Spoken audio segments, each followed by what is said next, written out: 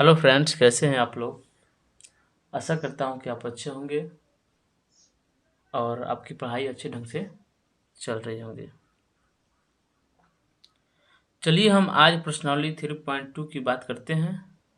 कल हम लोगों ने इसमें जो जो फॉर्मूले इम्पोर्टेंट थे उसको चर्चा किए थे। आज हम सीधे क्वेश्चन की बात करेंगे और हम देखेंगे कि हमारा क्वेश्चन क्या कहता है और कैसे सॉल्व होता है। ठीक। निम्न समस्याओं में रैखिक समीकरणों के युग्म बनाइए और उनके ग्राफीय विधि से हल ज्ञात कीजिए। ग्राफीय विधि क्या होता है?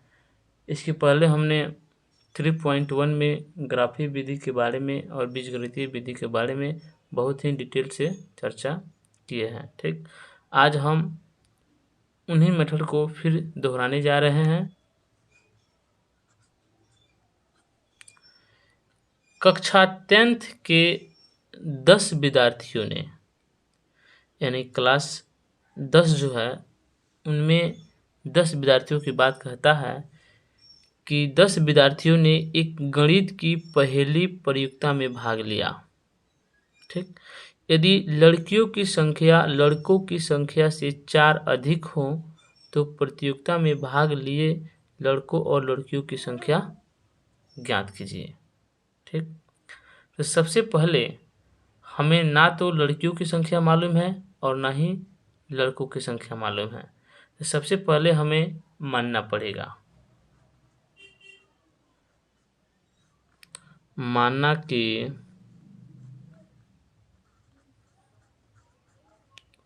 प्रतियोगिता,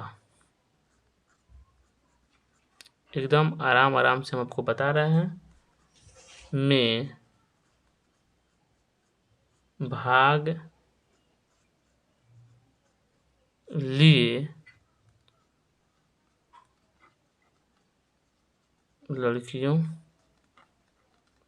की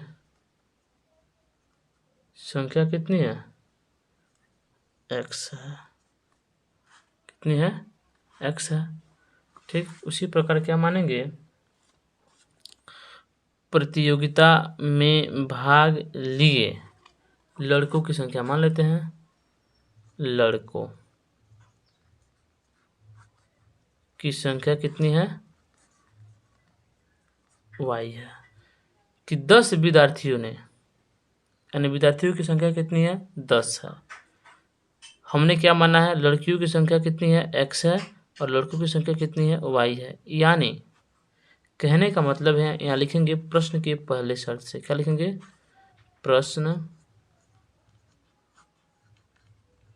के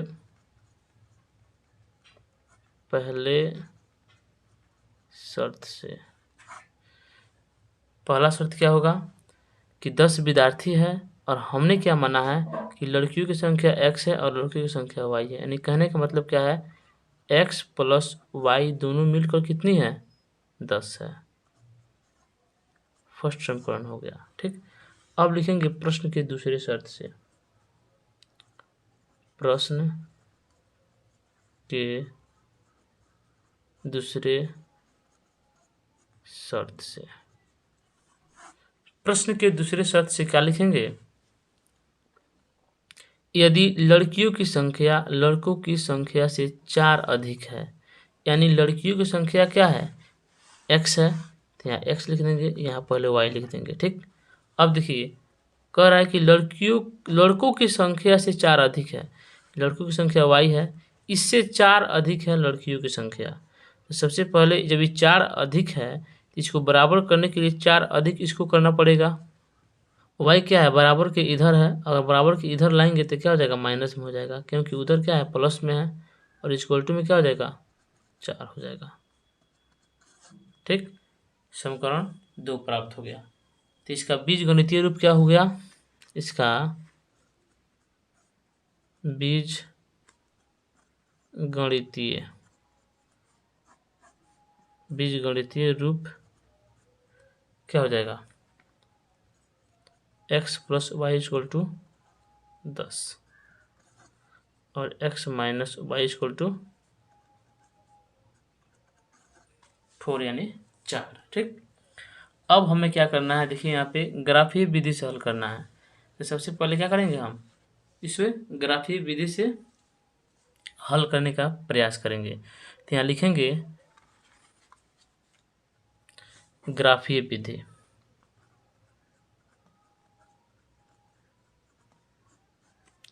ग्राफीय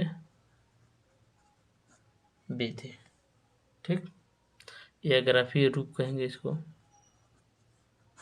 ठीक, अब आइए फर्स्ट समीकरण से, यानी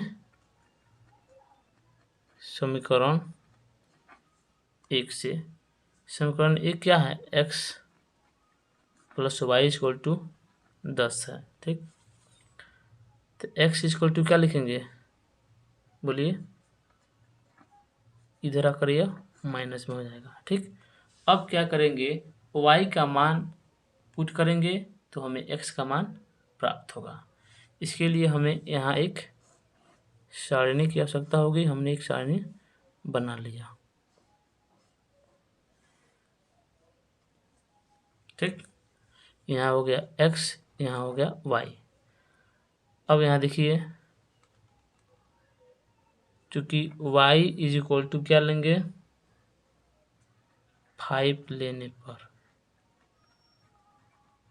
यानी 5 लेने पर, अगर y बराबर 5 लेंगे तो x बराबर क्या हो जाएगा, तो x बराबर क्या हो जाएगा, 10 हो गया।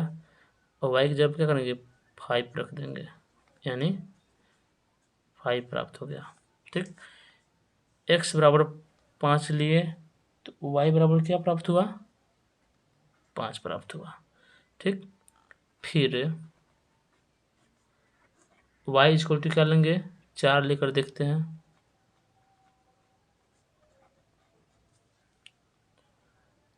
तो x बराबर क्या हो जाएगा, 10 माइनस 4 यानी 6 हो जाएगा। ठीक, क्या लिखेंगे, x बराबर 6 तो y बराबर 4। ठीक, आइए फिर यहाँ लिख लेते हैं, y इज इक्वल टू 6 लेने पर, यानी 6 लेने पर क्या होता है, तो x बराबर क्या प्राप्त होगा, 10 माइनस 6 यानी 4 प्राप्त हुआ y 6 लेने पर। ठीक, ये हमारा क्या हो गया, फर्स्ट इक्वेशन का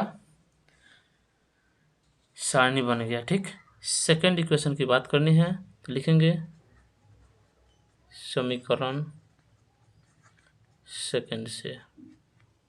ठीक, देखिए y minus x minus y equal to क्या है, 4 है। यही हमारा सेकंड समीकरण है। इसको क्या लिख सकते हैं, x equal to y 4 plus क्या होगा y, यानी माइनस में इधर आएगा तो प्लस में हो जाएगा। ठीक, अब देखिए क्या लिखेंगे, चूंकि y इज इक्वल टू, पहले 0 ले लेते हैं, 0 लेने पर क्या हो जाएगा, तो x इक्वल टू क्या हो जाएगा, यहाँ पे 0 रखेंगे तो क्या हो जाएगा, 4 प्राप्त हो जाएगा। सारणी बना लेते हैं, x बराबर क्या होगा 4, y बराबर 0 लिए हैं तब हुआ है। फिर लिखेंगे, फिर y इक्वल टू 1 लेने पर,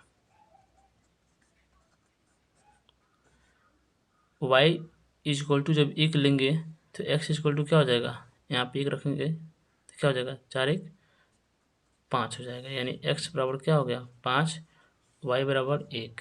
ठीक, फिर y इक्वल टू 2 लेने पर, तो x बराबर क्या हो जाएगा 6 हो जाएगा, यानी 4 2 6 हो जाएगा। तो x बराबर 6 हो गया और y इक्वल टू 2 हो गया। अब इस फर्स्ट समीकरण को हम क्या करेंगे, ग्राफ पे बनाएंगे। ठीक, तो आपका टाइम कम लगे इसलिए हमने ग्राफ को पहले से ही सॉल्व कर लिया है और आपको हम समझा दे रहे हैं। देखिए कैसे। यहाँ पे क्या करना है, सबसे मैक्सिमम मान देखना है, कितना है y में या x में, क्या है 6 है यानी 6 है।